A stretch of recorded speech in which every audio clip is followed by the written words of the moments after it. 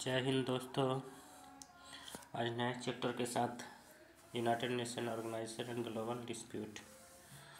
जय हिंद, जय भारत, वंदे मातरम। दोस्तों, तो आज हम लोग नए चैप्टर को स्टार्ट करते हैं।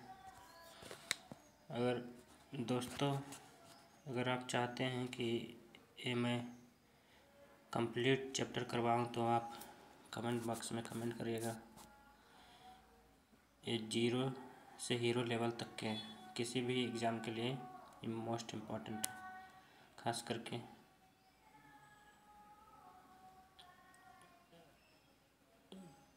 पीसीएस से लेकर के यूपीएससी लेवल तक। तो दोस्तों, हम लोग स्टार्ट करते हैं।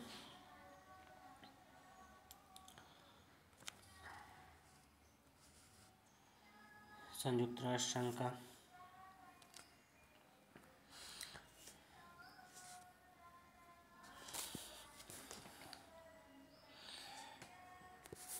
कह रहा है कि यह एक अंतर सरकारी संगठन के रूप में संयुक्त राष्ट्र संघ की स्थापना कब किया गया था? तो 24 अक्टूबर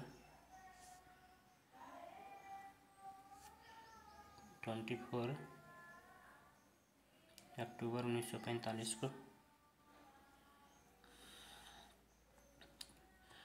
को ही थी।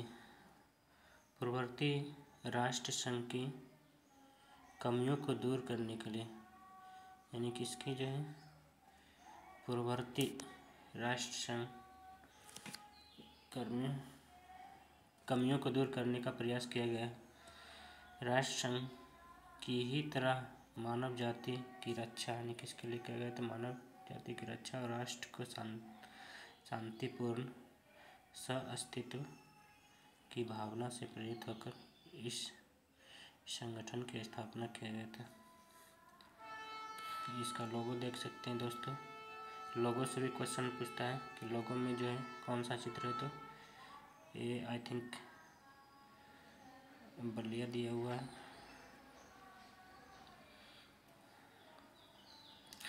और हम लोग पढ़ते हैं,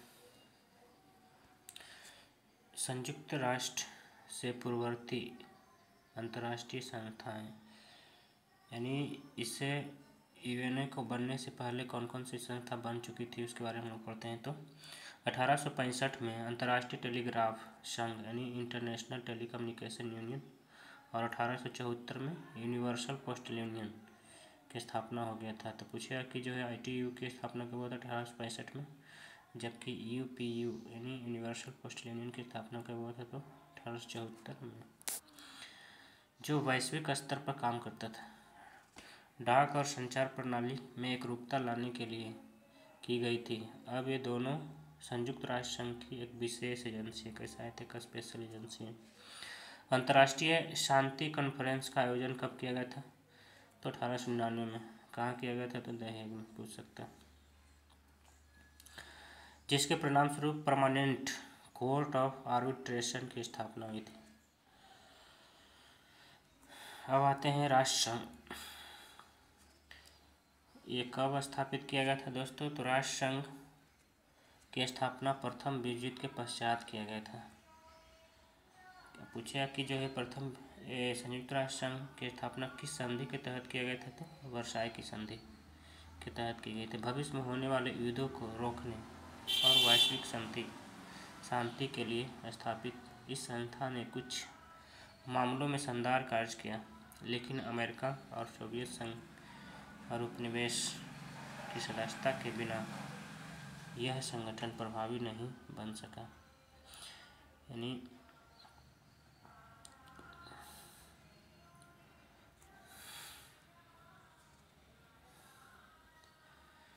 एक एक कर इसके सदस्य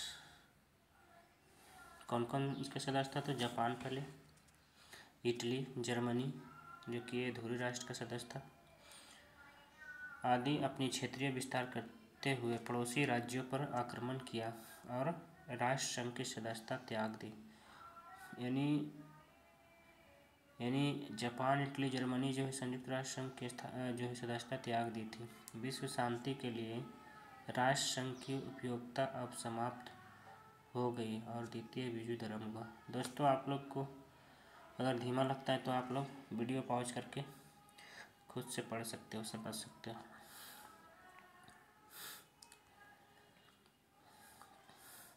अब हम लोग देखते हैं इसकी संयुक्त राष्ट्र संघ की पृष्ठभूमि। तो ये रूजवेल्ट की अध्यक्षता में बनाया गया था। उस समय जिस समय ये बना था, प्रथम विश्व युद्ध के समय अमेरिका का राष्ट्रपति कौन था? तो रूजवेल्ट था। रूजवेल्ट की 4 स्वतंत्रताओं की घोषणा कब किया गया था? तो 1941 में। विश्व युद्ध के पश्चात नए विश्व की रचना का संकेत दिया गया। यह घोषणा थी, यानी क्या क्या घोषणा थी? तो पहला में भाषण एवं अभिव्यक्ति की स्वतंत्रता। दूसरा में था कि धर्म एवं उपासना की स्वतंत्रता। तीसरा में था आर्थिक अभाव और निर्धनता से स्वतंत्रता, यानी और चौथा में था भय से स्वतंत्रता। यानी यह आश्वासन दिया गया था इसमें रूजवेल्ट के द्वारा कि इसके स्थापना करने का मुख्य मेन उद्देश्य क्या क्या है? तो भाषण एवं अभिव्यक्ति की स्वतंत्रता फर्स्ट में, दूसरा में धर्म उपासना की स्वतंत्रता, तीसरा में आर्थिक अभाव निर्धनता से स्वतंत्रता, और चौथा है भय से, क्योंकि यह युद्ध में इसका पर्पस था युद्ध रोकना और विश्व में शांति बहाल करना। अब हम लोग देखते हैं अटलांटिक चार्टर। 1941 में चर्चिल और रूजवेल्ट, यानी कि उस समय इंग्लैंड का प्रधानमंत्री कौन था? तो विंस्टन चर्चिल था। 1941 यानी चर्चिल और रूजवेल्ट ने एक सहमति पत्र पर हस्ताक्षर किए जो अटलांटिक चार्टर कहलाता है। यानी पूछेगा अटलांटिक चार्टर किन दो देशों के बीच क्या हस्ताक्षर है? तो अमेरिका और ब्रिटेन, जिसके आधार पर युद्ध की समाप्ति के पश्चात विश्व का संचालन होना था। इसका एक अहम प्रस्ताव यह था कि युद्धोपरांत अधीनस्थ देशों में स्वायत्त शासन का प्रसारण करना। नवंबर 1943 में तेहरान घोषणा पत्र के तहत रूजवेल्ट, चर्चिल एवं स्टालिन, अब इसमें स्टालिन भी आ गए,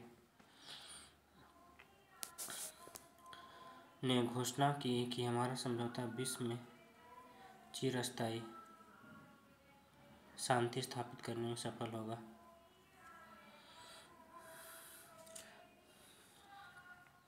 पच्चीस अप्रैल और 26 जून 1945 तक सैन फ्रांसिस्को में एक अंतर्राष्ट्रीय सम्मेलन हुआ, जिसमें कितने देशों के प्रतिनिधि ने शामिल हुआ था? तो इसमें यानी पूछे इस बार अभी TRE 3.0 PPSC के जो इसमें एग्जाम हुआ था, इसमें भी क्वेश्चन आया था कि यूएन की स्थापना के समय कितने सदस्य देश संख्या था? तो 51 देशों के डेलीगेटर शामिल हुए थे। इसमें संयुक्त राष्ट्र संविधान एवं अंतर्राष्ट्रीय न्यायालय अधिनियम दोनों बनाए गए थे। 24 अक्टूबर 1945 को यह संविधान लागू हुआ, इसीलिए 24 अक्टूबर को संयुक्त राष्ट्र दिवस के रूप में मनाया था।